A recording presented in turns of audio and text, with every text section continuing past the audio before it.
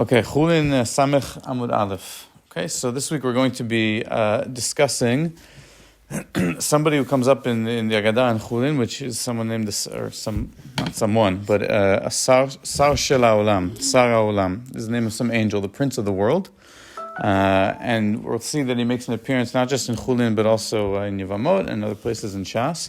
And the question is, who is this Sar HaOlam? So we're going to see that there's various ways to identify who this Prince of the World is, and it'll take us into kind of a world of a bit talking about angels and things that Chazal were comfortable with, maybe we're less comfortable with, and in particular we're going to be focusing a lot on the Perushim of Tosfot and the Marashah this week, on various sugyot.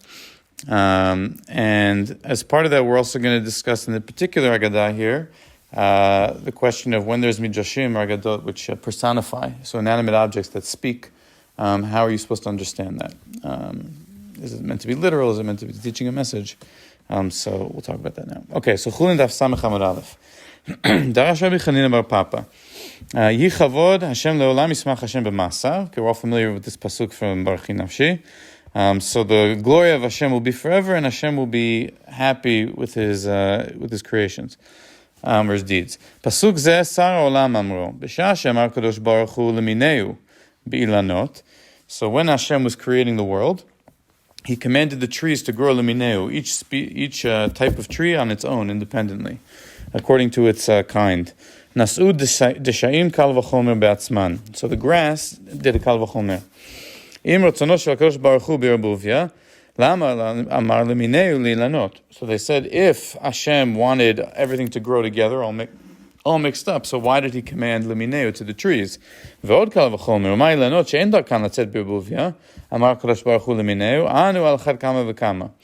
And so if trees which don't generally grow birbuvia, but they grow independently. So for grass, which tends to grow more jumbled together, so how much more so should we grow leminehu? Miyad kol echad ve'echad yatsa lemino. So every type of grass then grew according to its own kind, based on the kal vahomer from the trees. Patach sar ha'olam ve'amar yi chavod Hashem le'olam yismach Hashem b'ma'asav.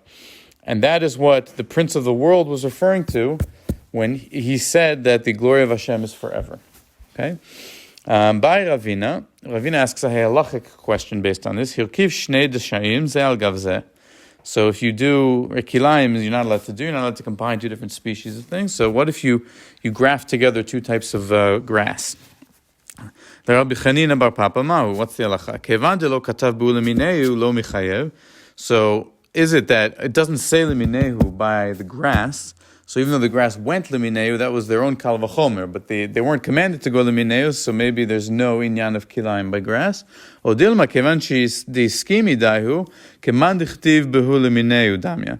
Or perhaps because in the end Hashem agreed with their growing not birubuvia, so it's as though it says lemineu, and then it would be a problem. Teku. So we leave it unresolved. Okay, so I'm less interested in the specifics of what it means lemineu and what is the grass and what types of grass grow lemineu and not lemineu. That's less important for us. The first question I want to answer before getting into the bigger question about who the Sar Olam is this idea of desha'im using logical reasoning or deduction. So what does that mean that grass is using reasoning? So the truth is that we have on this same daf a famous example where objects are given a voice, and that's the story of the sun and the moon, where the moon and HaKadosh Baruch Hu argue with each other. Right, that God created the moon, and then the moon gets made smaller, and He argues with Hashem, and then there's a back and forth, and the moon is given a voice. And the question is that meant to be something that is taken kipshuto, or is it meant to just convey a lesson? So I would argue that maybe if you wanted to argue that, okay, maybe the moon has a voice or some intellect or consciousness, so you have what to rely on in the sense that the Rambam talks about the idea that the celestial bodies have some intelligence beyond that of humans. So maybe in some sense, God could talk to the sun and the moon, but if we come to this story, it's hard to argue that grass is doing a kal vahomer to itself, right? Unless we fundamentally don't understand the nature of grass, and Chazal were tapped into it. So, and it's not crazy to suggest that this is meant not to be taken literally. So, if we look at the Marashah, so the Marashah says, "Nired kema shekatuv, ein lecha esev ve'esev milamata." she'en lo mazal u'malach. So there's this idea that there's no such thing as a blade of grass which does not have a mazal and a malach corresponding to it. Basically, that there's no angel or constellation associated with it. So every blade of grass has an angel. Vehem nash'u kal vahomer בעצמן. שלא לצאת בערבוביה. So the Maharsha says, so it's not that the grass itself had this kal vahomer, but the malachim that are in charge of each blade of grass are the ones that did the kal vahomer. Okay,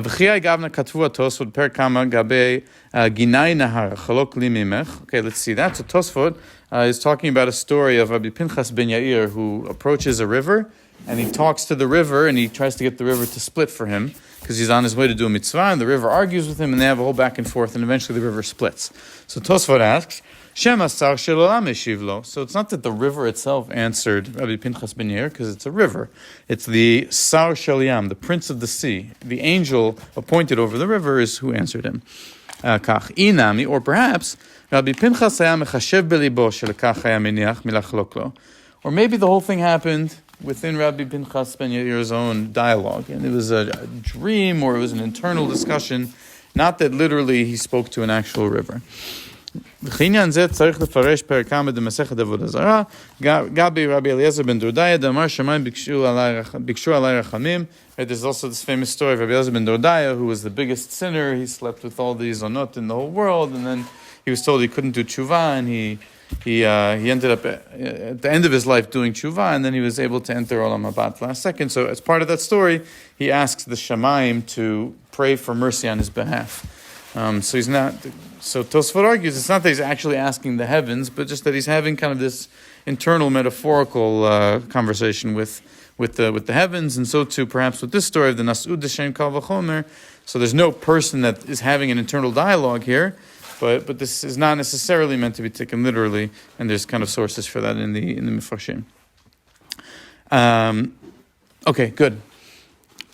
So let's look at the Gemara in Yevamot, where another mention of the Sar Shel Olam comes up. So Amar Rabbi Shmuel bar Nachmani, Amar Rabbi Yonatan, Pasuk Zeh Sar Olam Amaro, Na Raiti Gam Zakanti, V'lo Raiti Tzadik Nezav, V'zor Mevakesh Lachem. So Man Amrei, who said this Pasuk?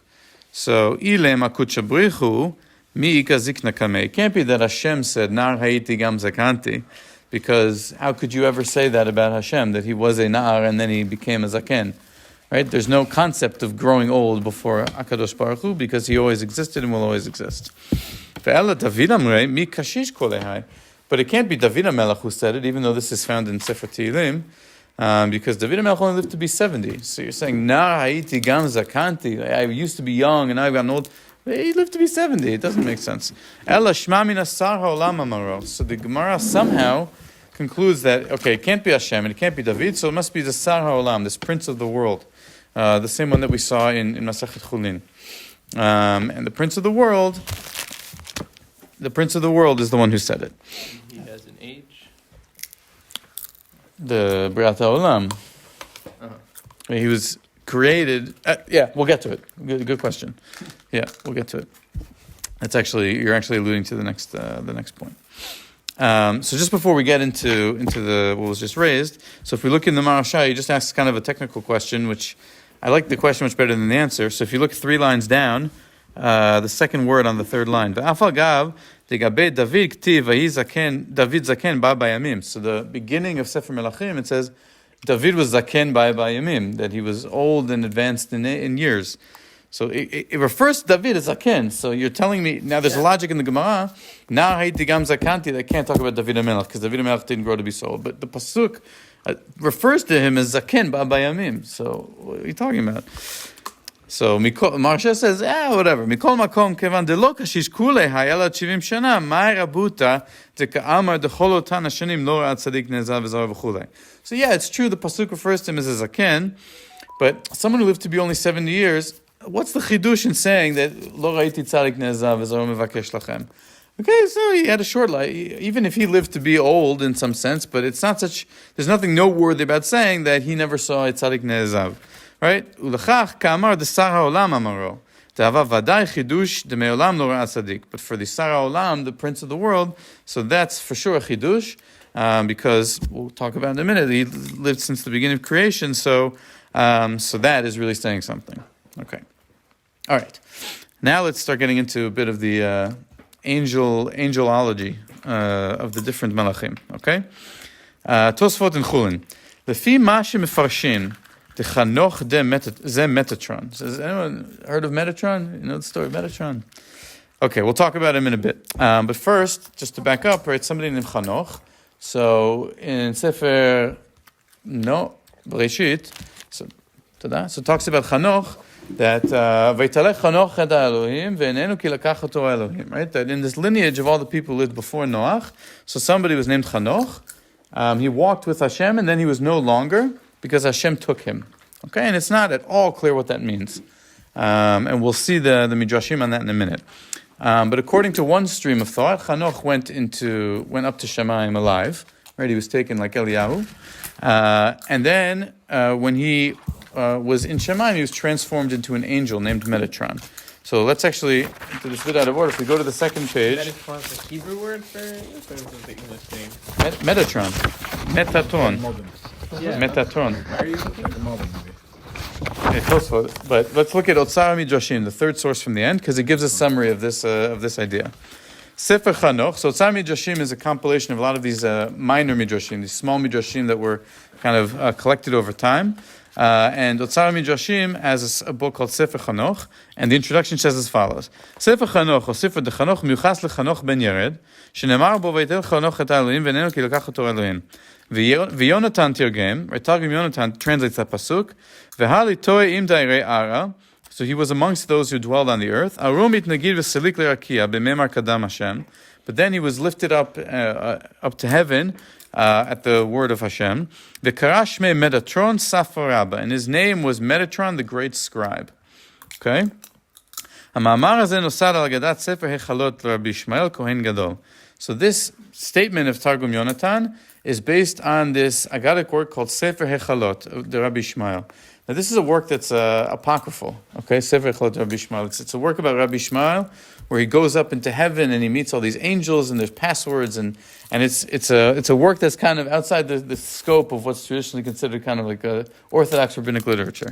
Okay, but the Sefer Hechalot talks about how Rabbi Ishmael goes up to Shamayim. So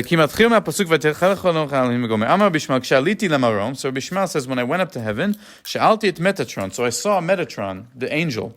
Okay? And I asked Metatron, why do they call you Na'ar, a lad, in heaven? Metatron answered me, I, Metatron, the great scribe, the greatest of the angels, am actually Chanoch. Okay? And when the generation of the flood sinned, and they said they don't want to. They said to Hashem, "Go away. We don't want to deal with you." God removed me from the sinfulness of Dor Mabul, and He made me a witness for them, b'shmei marom, in heaven, so no one should say that He's a cruel God. They made me as a witness to testify about their sins. So He raised me while they were still alive, while I was still alive, before them, up to heaven. And He turned me into an angel.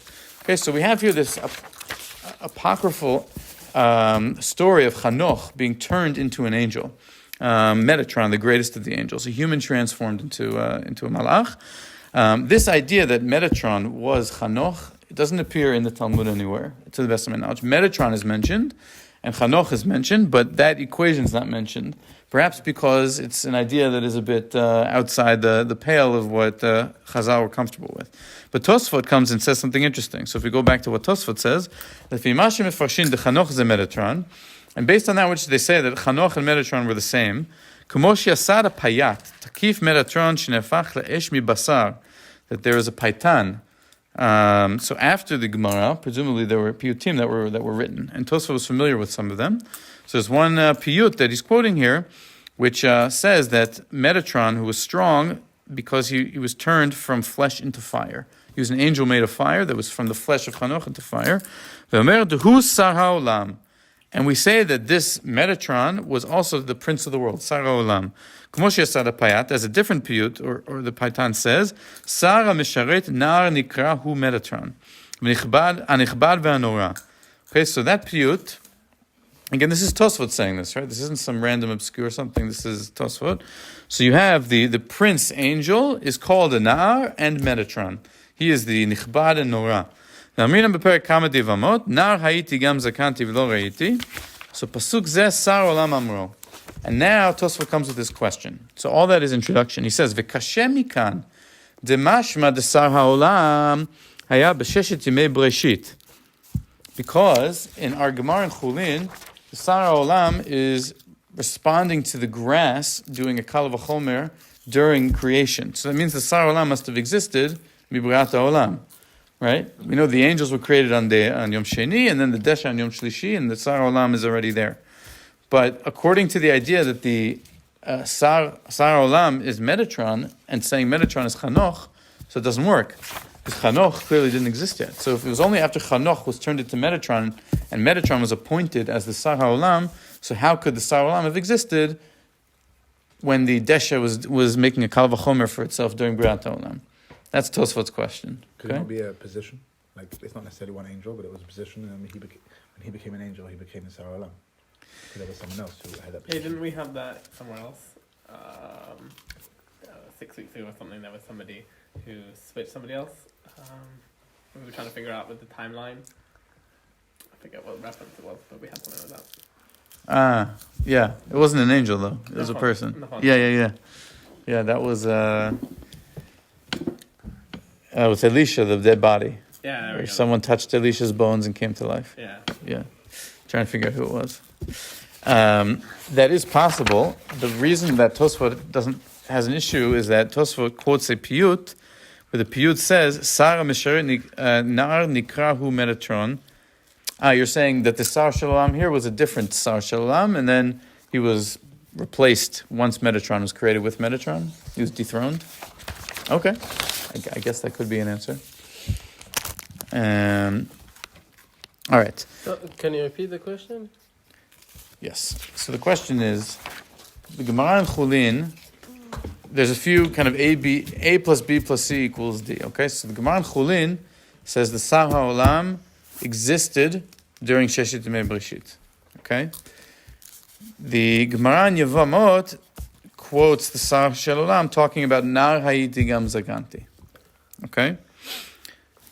Tosfot quotes Piyutim that one says that the Sar HaOlam was Metatron, and Metatron is referred to as a Nar. And another piyut says that Metatron was Chanoch. So, all those can't all work together, because if the Sar HaOlam was Metatron, was Chanoch, he must have been born after Sheshet Yemei Breshit. But we see in Chulin that he existed during Sheshet Yemei Breshit. So, you can't have both. Or at least that's what's bothering Tosfot. So Tosfot gives two answers. Okay, one answer is, I think, in and of its own right, a very important answer. Okay, he says the first answer is Shema agudotem shechalukot zu al zu. So the first thing Tosfot says explicitly here is no problem. It's two agadot that are in conflict, and that's it. And this is something that Tosfot would never agree to in the realm of halacha, right? Tosfot, whenever there's two halachic principles that contradict, he'll do whatever he can to explain why they don't apply to each other, or one is not understood the way it's meant to be understood. He doesn't seem to have much of a problem saying that two agadot just conflict with each other. And this idea of Shnei agadot shechalkot zo al zo, I think we've seen in the past. I don't remember examples, but we've seen other mifarshim who are less comfortable with that idea, that try to resolve agadot as well.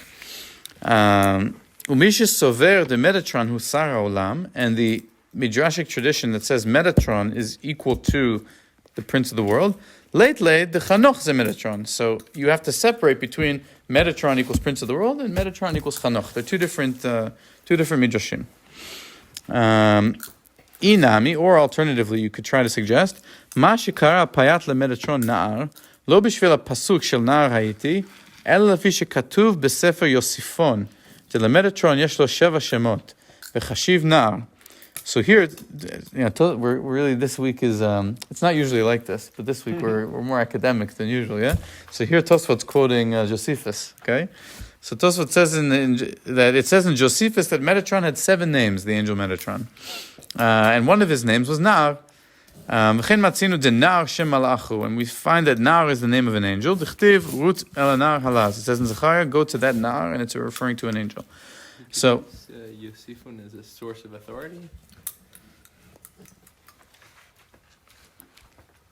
I think Yosifun is Josephus, no? Yeah, I think so too. Just, I mean, he's clearly quoting him. Yeah, is that Josephus? Josephus was a general during the revolt, during the Churban, like of the Beit HaMikdash, who he was a Jew who defected to the Romans, and he wrote a history of kind of that period. And he's like a contemporary source that like scholars use to kind of learn about the period. And he's, I think, like a well-known, like outside of Gemara and Chazal, he's a well-known kind of source for the period. So he here is being brought by Tosfot, which is interesting just because, again, he's not like traditionally, he's not within the normal sources that are used. Anyways, okay. So that's Tosfot. Tosfot also brings the same stira in his commentary on Yevamot. If we just look there where it says V'yesh Lomar,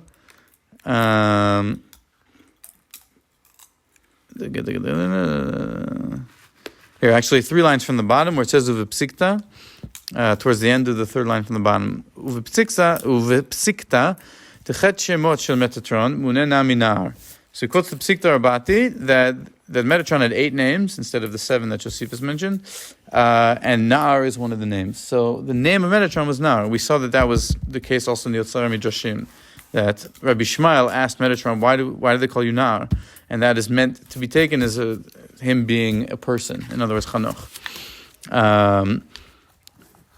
Ve'od agudot cholkot zo al zo. And it's possible that the 2 Midrashim conflict with each other. And here, Tosfot brings in a clear example that the Midrashim must conflict with each other. And if we forget all the stuff about Chanoch and Metatron, we have here an example just within the context of Chanoch, forgetting the angels.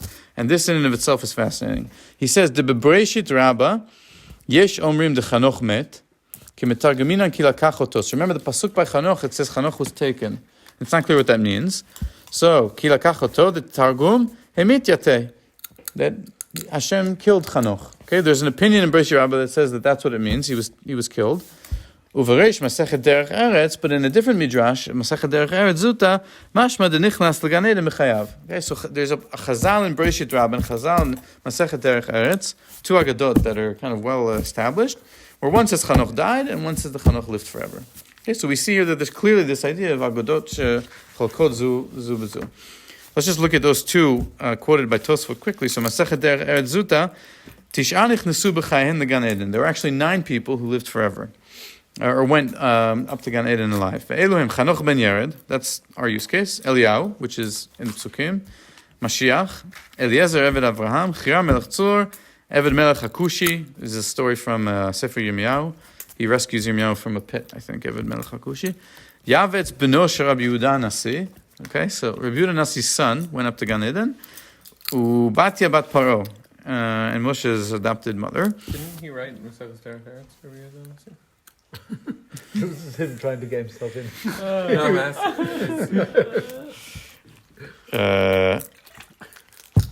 It says, all I know is it says his son went to Gan Eden alive. Yeah. So I don't have a good answer for that. V'serach bat Asher. She was one who played that. She was one who played when Yaakov was still alive. Yeah. So Yosef. Yeah, Serach bat Asher. Yeah. So she lives forever. V'yesh omrim after Rabbi Yeshua ben Levi, and there are some who also throw in Rabbi Yeshua ben Levi as having lived forever. Okay. What's the Mashiach deal? I think the idea is Mashiach has existed since since creation. Like his soul was set aside. I don't know. And That's an interesting one. yeah. Or that Mashiach won't ever die once he's born. No. Leaves things open for a certain Hasidus.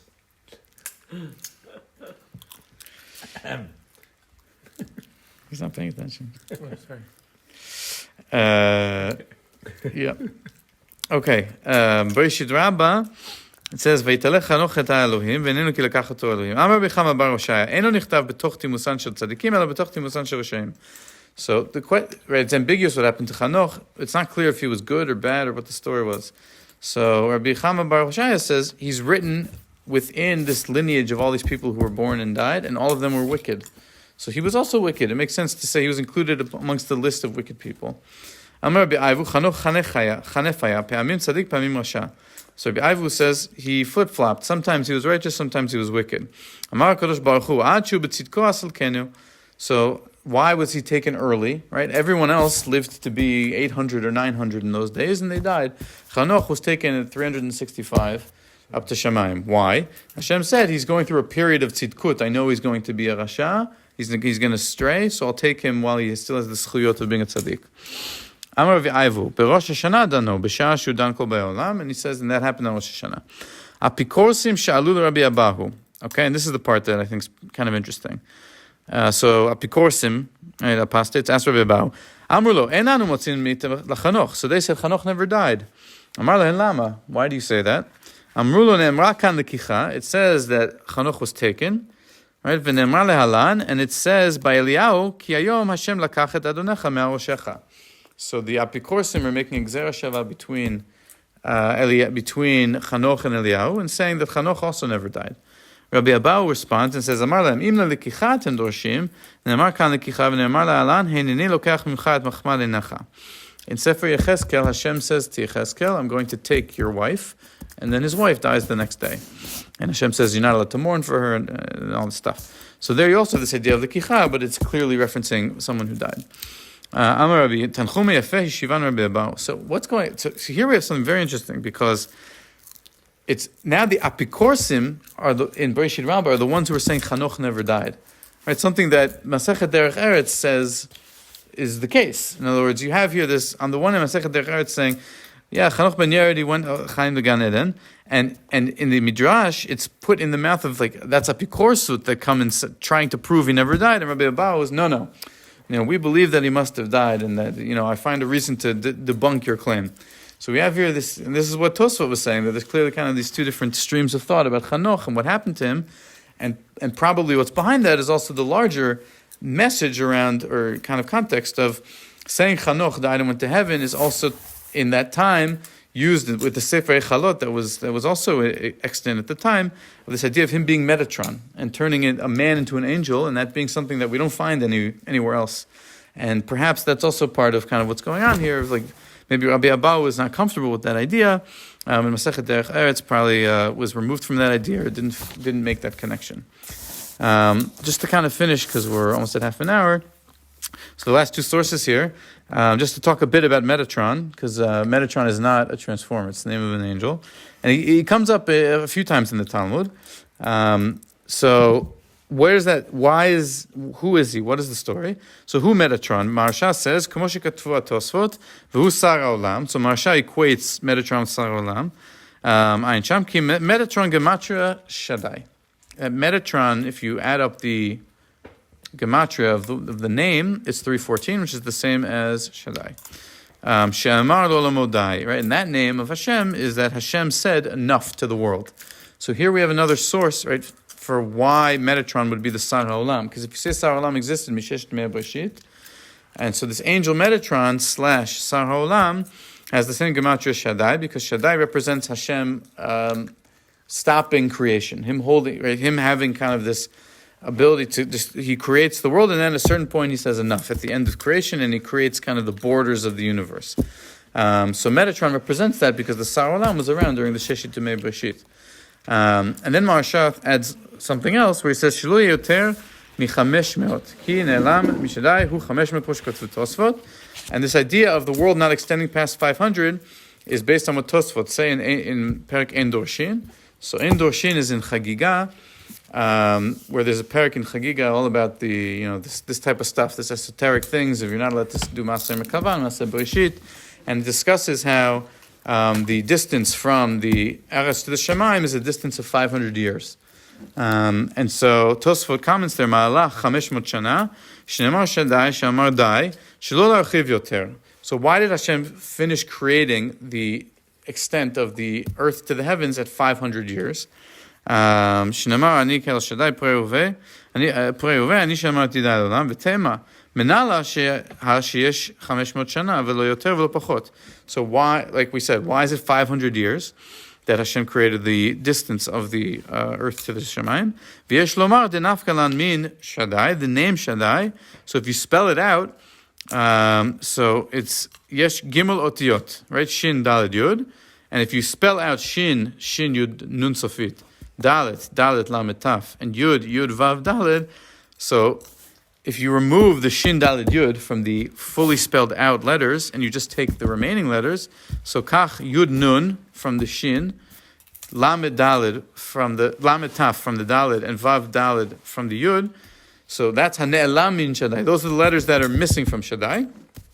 V'yaleh 500. Kach shamati m'Rabbi Menachem b'Rabbi Azriel. So Tosfot is full in on gematria here, where he's saying the reason why Shaddai has to do with 500 and the idea of Ad she'amar lo nomodai is that if you spell out the letters Shin Yud Nun fully and you take the remaining letters, it equals 500. And that's kind of the remez for the fact that there were 500 years from the Eretz to the Shemayim.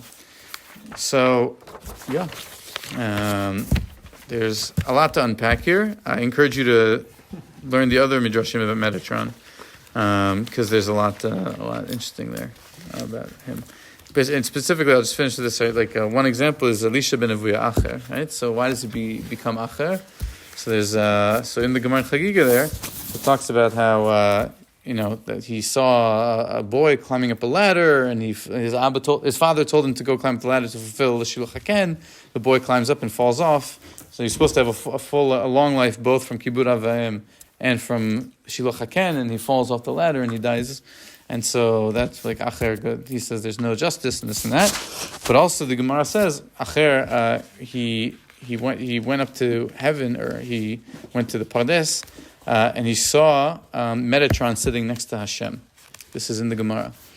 Or Metatron was sitting next to the Kisei HaKavod.